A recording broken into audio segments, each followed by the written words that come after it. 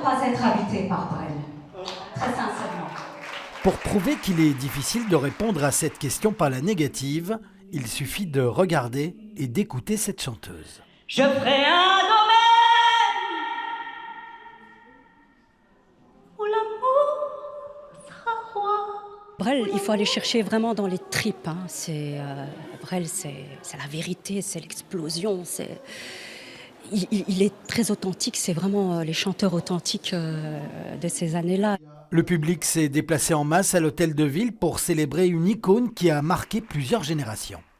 C'est l'âme de la Belgique. C'est un personnage, un grand personnage. Et maintenant, j'ai une petite fille, elle écoute aussi du Jacques Brel. La grande majorité du public a au moins un point commun avec Brel, l'amour du Maroc.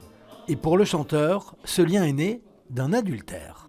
Il implore le pardon de sa femme en disant « j'aurais jamais dû faire ça. Comment je peux faire pour me faire pardonner ?» Et Mich lui dit, sa femme lui dit « allez, offre-moi un voyage au Maroc ». Et ils se sont réconciliés là-dessus. Un voyage qui marquera le couple à jamais. Je crois que Brel a été vraiment subjugué par le Maroc, par la gentillesse des Marocains, parce qu'il n'y allait pas que pour chanter, Brel, il y allait aussi pour son plaisir. Certains fans ont grandi au Maroc, d'autres à Bruxelles, mais Jacques Brel semblait bien présent partout. La plupart des étudiants francophones marocains suivaient énormément Jacques Brel. Ils les écoutaient, même à Rabat, les universités et ainsi de suite. Les étudiants écoutaient Jacques Brel. Il venait manger dans mon quartier au chalet, à la Basilique.